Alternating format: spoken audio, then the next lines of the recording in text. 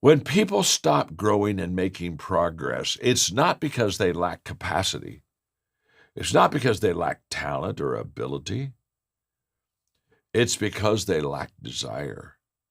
They're unwilling to pay the price to go to the next level because this isn't just a fact. You have to give up to go up. Hi, I'm Chris Cody. I don't know about you, but I know that I love to absorb content. There's so much free content out there. However, one challenge that I do have is that I often struggle to then take that content and put it into practice. I don't change the habits that I need to based off of the video that I've been inspired by. If that's you, I want you to watch this video, and then I would love for you to comment, and we would love to hear your thoughts below. And they say, no, what I really want to do is I want to serve you. And they do it by adding value to people. They every day serve. I have in the John Maxwell Enterprise, we have 7 companies. And so I may be in a restaurant and somebody will walk up to me that I don't even know, and they'll shake my hand, they'll introduce themselves, and they'll say, I just got hired by your company. And they'd say, Mr. Maxwell, I work for you. And, I smile and I say, yeah, sit down here with me for a moment. Let's talk. I mean, let me help you. First of all, my name's John. I'm your friend. You don't need to call me Mr. Maxwell. I'm your friend. I said, secondly, you don't work for me. In fact, I work for you. In fact, we work for each other. I don't have slaves. I don't have people working for me. I have people working with me. I'm working with people. We're not enamored by titles. We're not enamored by position. I don't look at you and say, well, I don't work with you. I'm above you. Good Lord, you go down and work with the people. Like, no. There's a spirit of adding value. And by the way, you add value to people that you value. So it begins with the fact that we value everybody. And because we value everybody, we add value to people. And so I told him, I said, you don't work for me. I hope sometime I can serve you. I hope I can do something that will make your work even better. And if there is, let me know. And here's my cell number. Just call me if I can help you. Now, this is absolutely huge. Because now on level number 2, we are connected. We are relationally strong. And it gets into the fact that as a leader, level 2, I genuinely care for my people. I was asked to speak a few years ago to the opening session of the United Nations. And when I went to New York City, they asked me to speak to all the ambassadors of the world on leadership. And they said, we're going to give you 2 hours to do that. Well, that was a real challenge. It was a great opportunity, but I asked myself, how am I going to do this? I mean, we're having ambassadors from every country of the world that are going to be in this room. And they come from all kinds of cultures, different, and all kinds of government. I mean, we got democracies. We have kingdoms. We have kings. We got democracy. We have kingdoms. We got socialistic countries. If I'm going to talk about leadership, I got to get us all on the same page somehow. And I began to ask myself, well, how do I do that? How do I do that? So after giving it a lot of thought, I did a teaching that was just really went well at the United Nations. And the teaching was, 3 questions followers ask of their leaders. And I said, this is regardless of country, culture, what kind of government you have. I said, if people are following you, they're really asking 3 questions about you. And you need to be able to answer these questions. And the 3 questions are very simple. Do you care for me? I mean, think about it. Do you really want to follow somebody that doesn't like you? Question number 2 is, can you help me? I mean, the reason that you're on the team, the reason you're following the leader is for that leader to help you. In other words, yesterday's best, which is my ceiling right now, is the floor tomorrow that I build on, because there's always a better answer. There's always a better way. I know that. I mean, I've been writing for a long time. Mark talked to you about my books, and I don't know. I've written 88 books. I had a lady the other day tell me I'd written more books than she'd even read. And but by the way, don't get too impressed with that. Think about it. If you've written that many books, the one qualification you have to have is you have to be old. Okay, if you're young and you're not going to write that many books, you got to be an old person to write all those books. Okay, so that's not that big of a deal. But I remember I would probably had written about 70 books. And at that time, probably my books had sold, I don't know, maybe 25 million copies. And I have a wonderful friend that's been with me on my writing team for many years who I write, and then he kind of wordsmiths, et cetera. And I sat down with Charlie, and I said, Charlie, I think I'm in a rut. And I'm writing, and it's, the books are really selling well, but I think I need to improve. I need to learn another way to write that can make me even a better author than I am today. And I remember Charlie looking at me and saying, John, don't mess with success. Good Lord, look how well everything's going. I said, no, you always mess with success. I can tell you that every organization, every person ought to have a success autopsy every once in a while. You just need to look at that, cut that sucker up and say, this is not good enough. It just isn't good enough. So I found a lady named Laura Morton, and her way of helping somebody write was different than mine. The way I write is literally, and by this true, I have a 4-color pen and a legal pad, and I literally write my books out. I kind of think and write. And Laura said, let's do a different kind of writing. Let's talk and write. And she sat me down one morning for 3 hours and turned on the tape recorder and started asking me questions. And I was answering their questions. She never took her eyes off of me. The tape recorder kept on playing. She just kept on asking questions. I just was talking the book. I was talking the book out. And that evening she would go and she would get it all typed up, everything that was said, and she would begin to form it. And make the long story short, my book, Intentional Living, that was the book we did it on. I talked that book into existence. And it was a different way to writing. When I was talking, I was much more emotional than when I was thinking and writing on the legal pad. And I learned a new way to write. And now I talk my way into writing. I still think my way into writing. I had a whole new dimension. Now, here's what I don't want you to miss. She improved me. I got better. Why did I get better? Because there's always a better way. There's always a better answer. I never assume anything in my life. Never do I assume that I've nailed it and I've got it down. I always assume that how I'm doing it, it's my best. I'm giving it my best shot. But I never, ever assume, never, that I've nailed it. And so I'm always asking questions, and I'm always seeking out answers, and I'm always saying, no matter what we're doing, we can do better. So you close that gap by walking into people's lives and talking not only about your successes, but talking about your failures. We've taught all of our Maxwell Leadership Certified trainers. We've taught all of them to be honest about their journey and about their losses and their misses and their failures, because I've had some, they've had, we all have some. In fact, I would just say to you, if you're being mentored by somebody that I've mentored, they're going to tell you that you keep success and failure together. You don't separate them. Now, our culture and our world separates them. They say, be successful, don't fail. Succeed. Succeed over there. Oh, my gosh, don't fail. Do it right. Don't miss it. And we separate success and failure. Success and failure were never meant to be separated. They were meant to be kept together continually. You need them always side by side, because success makes failure better and failure makes success better. Let me explain. If you're succeeding really well, you're on a momentum success roll, you need to keep failure real close, because failure will keep you humble.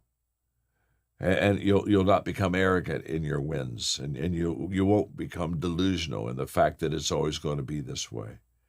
So with success, you need to keep failure close by, because it gives you humility. And by the way, if you're failing a lot and you're in the ditch, You need to keep success right beside you, because when you're not feeling good and you're not doing well, if you keep success attached to your failure, it will give you resiliency. And resiliency and humility are two essential qualities in life that you really want to have. And humility, oh my gosh, once you have humility in your mentoring with your people, once you speak about your losses and your failures, you just breathe encouragement into people, because now all of a sudden there's not this gap between the mentor and the mentee and success and a person not yet achieved that success. We now bring them together and we close that gap. I was just speaking last weekend to 15,000 people in Las Vegas at the Thomas Mack Arena. And I was talking to them about mentoring, and I was talking to them about adding value to people and coming alongside of people and possessing a spirit of humility. And as I was teaching them, I taught them about keep failure and success together. And there was such an incredible response. And the response was the fact that we all of a sudden made the mentors human. We all of a sudden let everyone become self-aware that we're not there yet. I'm on a journey. I'm not arrived.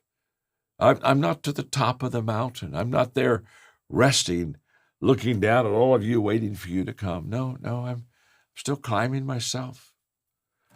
A mentoring mindset. Let me just give you a couple other things just quickly before I wrap this up and turn it back to our lovely ladies. If you have a mentoring mindset, you value capacity and you encourage capacity. You see, we judge ourselves by what we see as our potential, but we judge others by their performance. In other words, I judge myself about what I think I can do, but I judge you by what you really do. But these levels, what you want to understand is they build on each other. So level number 2 has a foundation under it. It has a level 1 under it. And the higher you go on the levels, the bigger your foundation, the more solid your foundation, the deeper your foundation, so that your leadership continually strengthens. So at level number 2, people follow you because they want to. And so this is where leaders connect with their people. You see, here's the difference. If I'm a positional level, it's your job on the team to connect with me. If I'm a permissional level, and I call that level number 2 permission, because the people give you permission to lead them because they like you. They didn't get a choice on level 1, but on level 2, they do. So if I'm on the permission level and you like me and I like you, the energy begins to increase. Now we're beginning to connect. And there are 3 characteristics of a level 2 leader that I want to make sure that you get, because this is essential for you to be successful. This is essential for you to lift that leadership lid I talked about a few minutes ago. Here are the 3 things that leaders do really well at level number 2 to connect and relate with the people.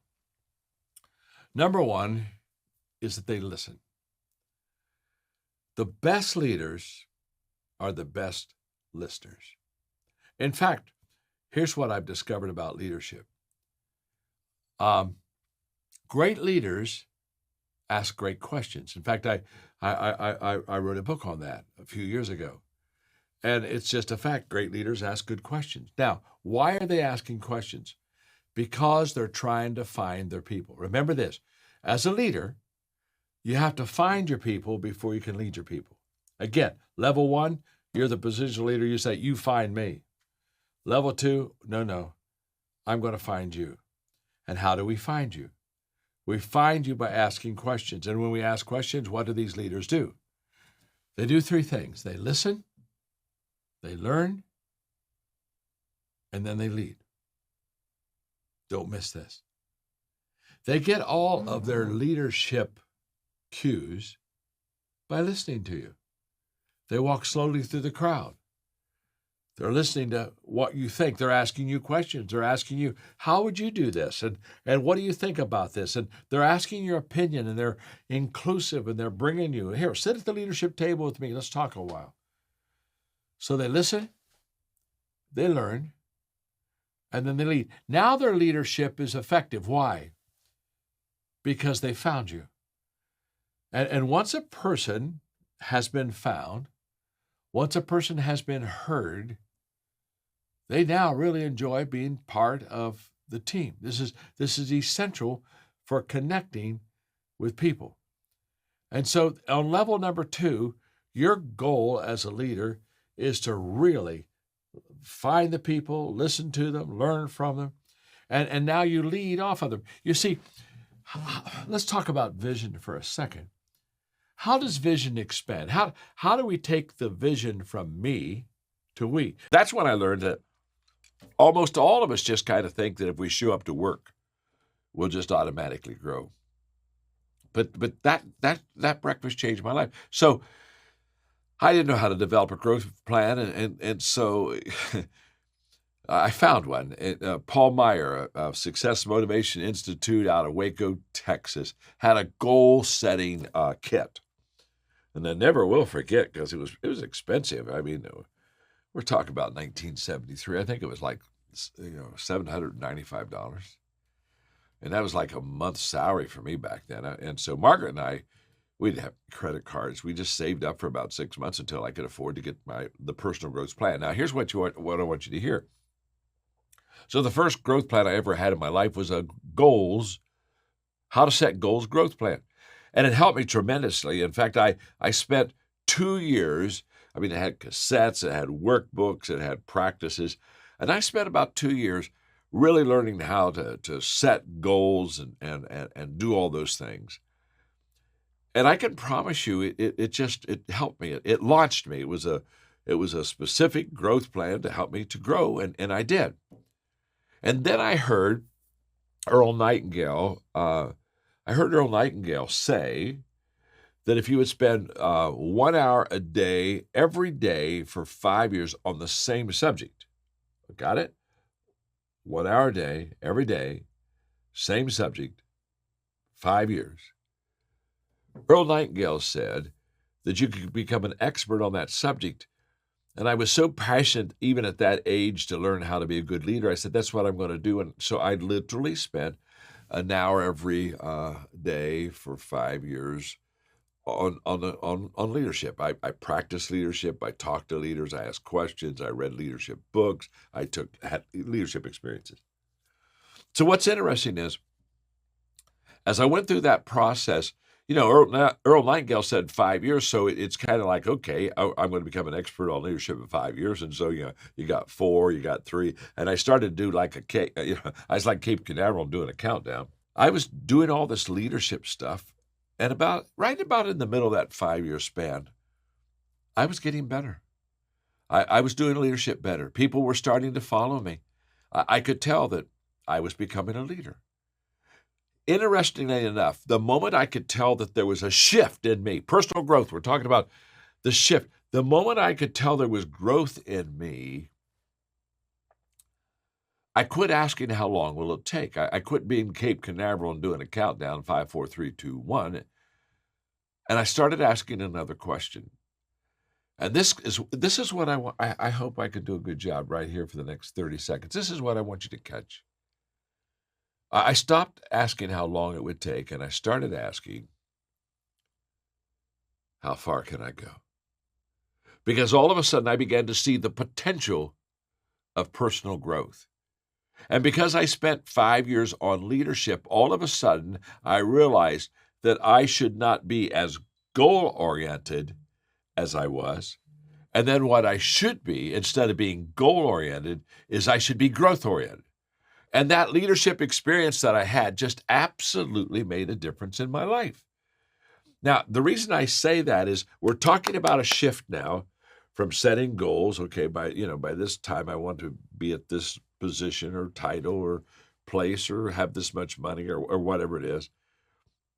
I went from being goal-focused to being growth-focused. And then I sat down and I realized that growth is a journey. It's not a destination. You see, when you think of goals, I run into people all the time that have goals, and I ask them the question. Well, what happens is if they hit their goal, then they kind of look and say, now, what do I do? If you have the privilege of leading a team or an organization, and you would love help with enhancing your leadership culture, maybe even developing some of your high potential leaders, just follow the link on the screen, and we would love to connect with you. So when I run into people, they say, well, I don't think there's an answer for that. I just smile and I say to them, you live in a scarcity world. There is an answer. There's always an answer. Now, I may not know the answer, but the very fact that I believe there is an answer keeps me in the game. I was being interviewed recently, and somebody asked me, I've written several books and I'm quite creative, and they say, give me the key to creativity. And I know they were looking for some kind of a creative answer, like, oh my gosh, creative people, they just think in other worlds and dreams come true, and kind of ethereal. And I'll never forget, I looked at them when they said, what's the secret to creativity? I said, the secret to creativity is to believe that there's always an answer. Because if I believe there's always an answer, I'm always searching for the answer. And let me just say, when you go from just believing there's always an answer to even what I call super creativity, see, when you're really creative, you not only believe that there's always an answer, so you're always digging and looking for the answer. You know what also you believe? You believe there's always a better answer. See, this is huge. If you could sit here in this studio right beside me, and you and I could just have a one-on-one conversation, my dear friend, I would share with you that everything I'm doing today, my writing, my speaking, my 7 companies, my transformation of nations around the world, if you would ask me, John, talk to me about what you're doing right now. The thing I think that I would say that would startle you is the fact that I believe that everything I'm doing right now, I think we're doing a pretty good job. But I think everything I'm doing right now could be improved. I believe every day brings an improvement opportunity to me. I believe that every person has an improvement idea for me. I believe that everything can be improved. Mark Cole, who's the CEO of the John Maxwell Enterprise, a few years ago, we were in the Middle East and I was doing some speaking. One night we're having a late dinner and he said to me, John, he said, I watch you. And you celebrate successes in our companies. Nobody celebrates more than you. And you high-five everybody and say thank you. And, we have a party or whatever we need to do with our success. And then he said, I watch you within 24 hours. You're right back to, let's go build a company. He said, it's just, he said, talk to me about this. He said, you don't celebrate long until you realize that you got to get back in the game. And that evening, we had a great conversation on the difference between best and better. You see, best is what I'm doing right now. I'm doing my best to do a good talk. Mark's a great friend, and I love him, and I admire your leadership, Mark, and what you do in your organization. So I'm doing my best for you today. In fact, I got up early this morning. And I looked at my notes, and and I tweaked some stuff. And how can I make it better for you?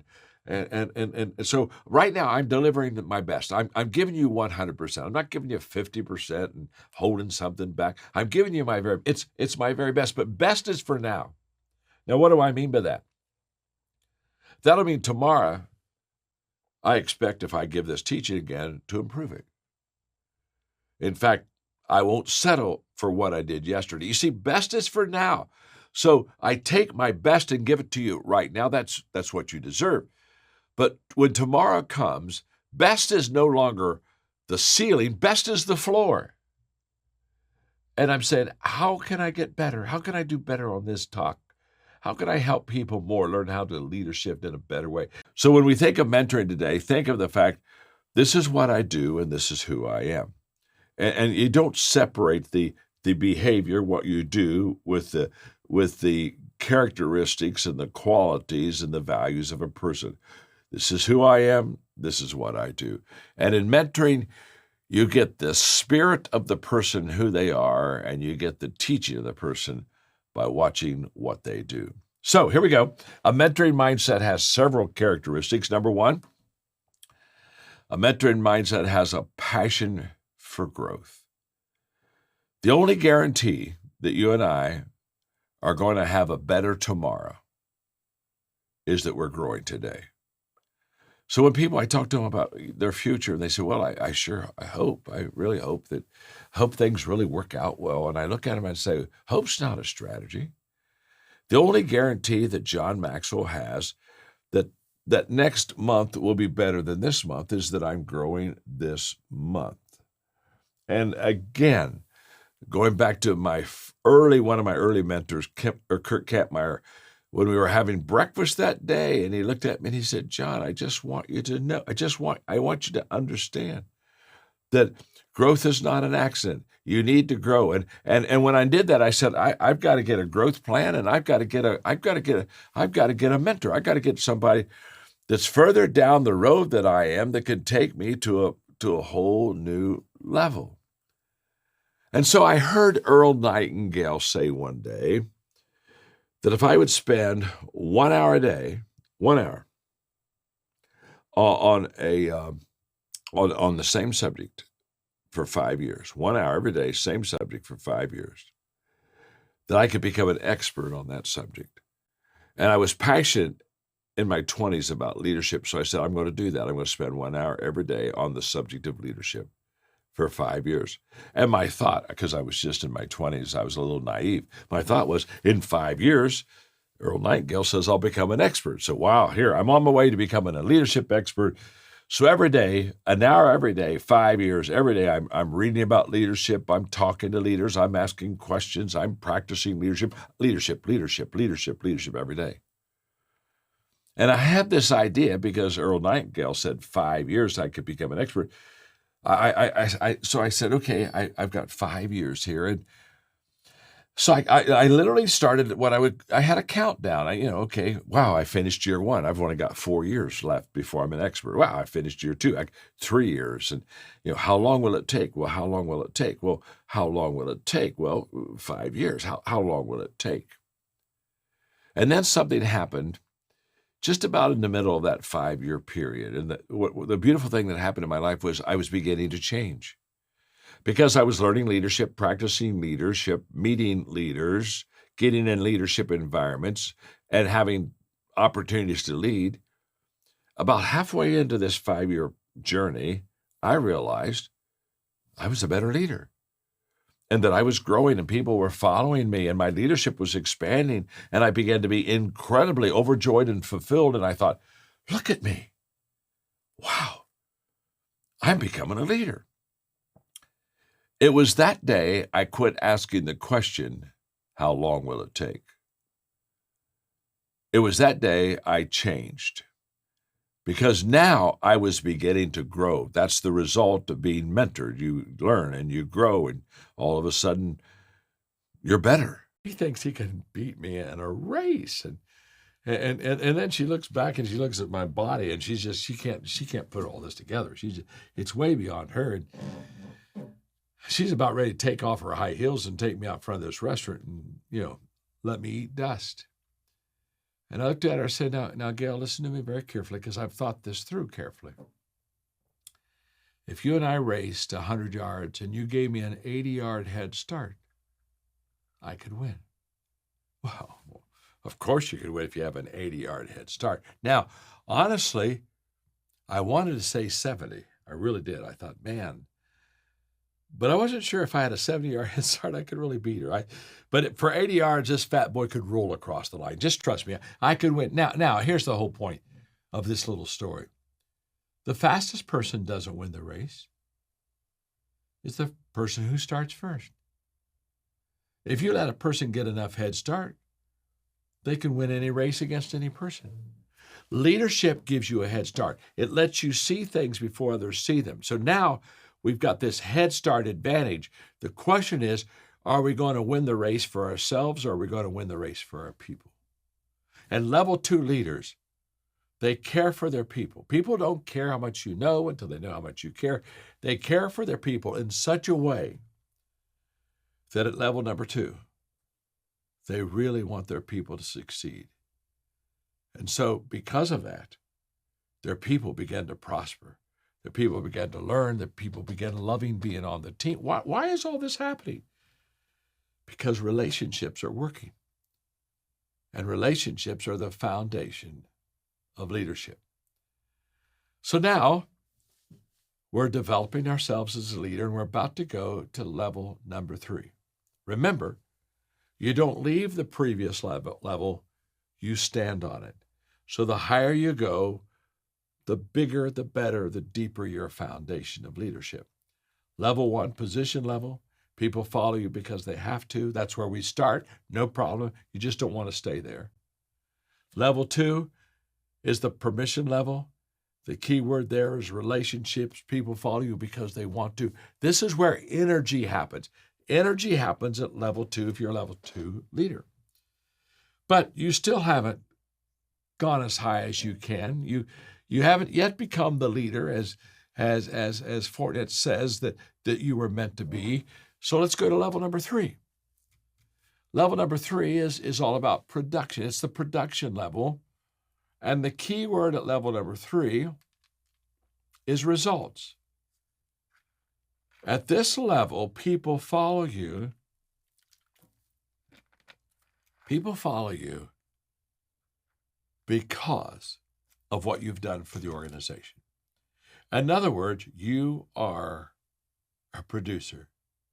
You know, when people talk about you, they talk about you in the fact that it's much better since you're on the team. Your bottom line is better. Your sales have increased. You're a producer. And this is an essential, important level to be on. And let me explain to you why.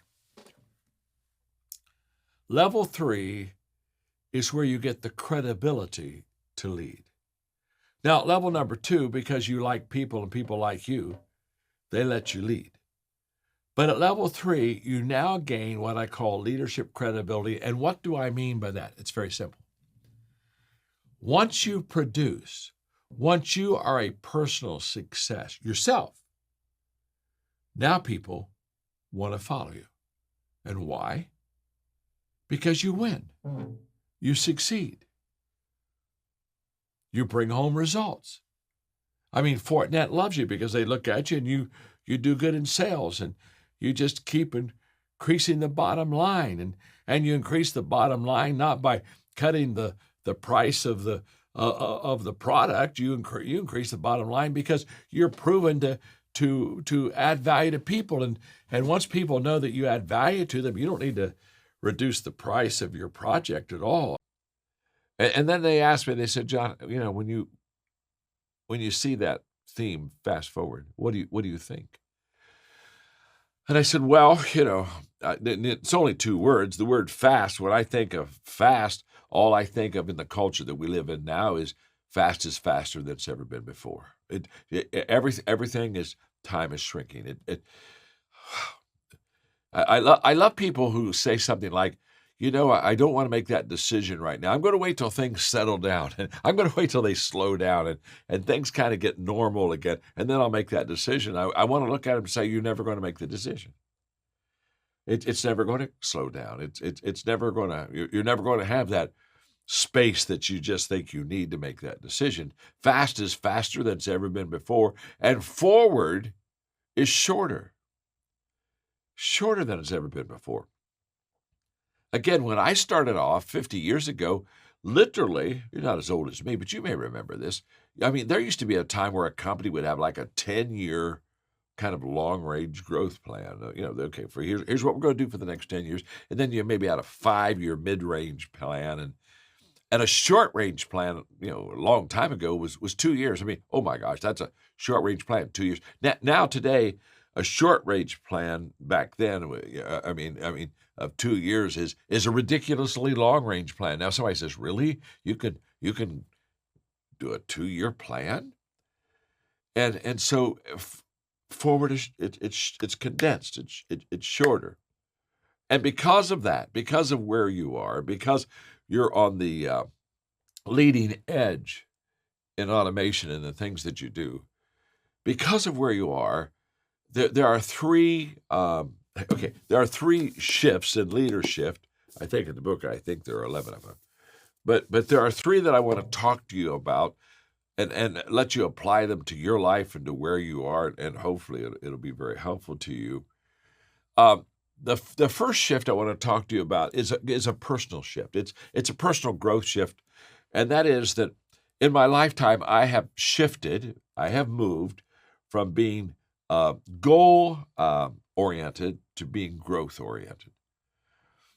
Now, I started off my life being very goal oriented. In fact, when I was in my 20s, I had a mentor at breakfast one time ask me what my plan for growth was. I didn't have one. In fact, I didn't have any clue I was supposed to have one. And he said something to me that day that just changed my life. Isn't it interesting how somebody will say something to you, or you'll experience something and you'll look back at your life and you'll say, that was an important time for me. I think it was Steve Jobs says that as we look back on our life, we can connect the dots. As we look forward, we can't. But as I look back, that breakfast conversation at the Holiday Inn in Lancaster, Ohio with Kurt Campmeyer, it was life-changing to me. He said, John, when he found out I didn't have a growth plan, he said, John, growth is not automatic. You don't automatically get better. Just because we go to work every day and do our job every day, that doesn't mean that we're really growing. It means that we're doing our job. But we have to keep learning more and expanding. And so he challenged me to develop a growth plan, of which I did. Now, when I say I developed a growth plan, I really didn't know what that would be like, and I'd never had any experience. And in fact, I went to dozens of my friends and I asked them, do you have a growth plan? You know what's interesting? I went to dozens of my friends and asked them if they had a growth plan, and not one friend said yes. Yeah, I have a personal growth plan. Isn't that interesting? The reward that I have, and I've had the privilege of mentoring so many people today. When I look at the Maxwell Leadership Certified people on my team, I get so happy because I watch in a few years how much they have grown, how further along they are, how they built their business, how they built their career. There's no amount of money I could ever receive that could ever bring me the return and reward as just watching them grow. I love to watch people grow. My coaches, they love to watch people. They love to grow. They want to help you grow. Okay. A mentor mindset number 2 is where you continually desire to add value to other people. I often say to my team, you're either a river or a reservoir. Now, a river, the water that comes to it just flows right through and goes down through the valleys, and it brings water and replenishment to the soil, and it just travels and blesses the land. Why? Because it's going to where the need is. A reservoir, it's all dammed up. Nobody got help today by the reservoir because it holds water. It doesn't let water flow. And when I talk about desiring to add value to people, I'm reminded again of Napoleon Hill said, the starting point of all achievement is desire. And what I found is that progress, your growth and my growth, your progress today, one of the things I want to make sure you understand is your progress has a price point.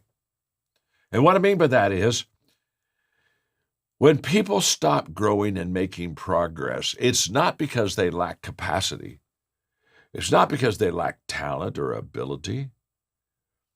It's because they lack desire.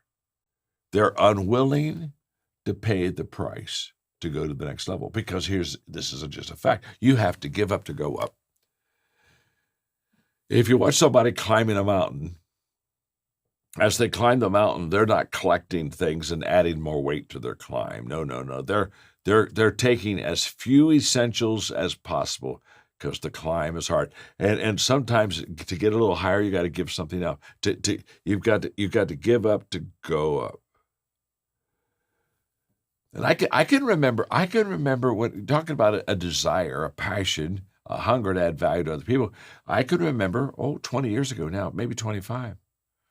I can remember very well when my personal success, the success that I was enjoying, The joy of seeing other people become successful began to be higher than my own personal success. I mean, I had spent a lot of years being highly successful and been there, done that. And then all of a sudden I realized I get more joy out of your success than my success. One of the reasons I started this incredible coaching company, the reason that we began our Maxwell Leadership Certification program is because I just literally got excited, really excited about your personal growth and your personal development and where you were on your journey. And again, with, I don't know, 40-some thousand coaches in 172 countries of the world, my greatest joy is when one of our coaches is making a difference with someone else.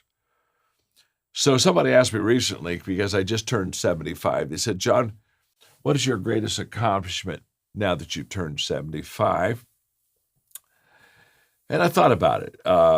Was it writing books? I write books. I'm writing a book right now that I'm very excited about. In fact, I've written almost 100 books, I guess, and 36 million of them have been sold. If you're like me, you watch a video like that from Maxwell Leadership and you just get inspired. I love how it's so practical. It just makes a lot of sense. But here's the challenge.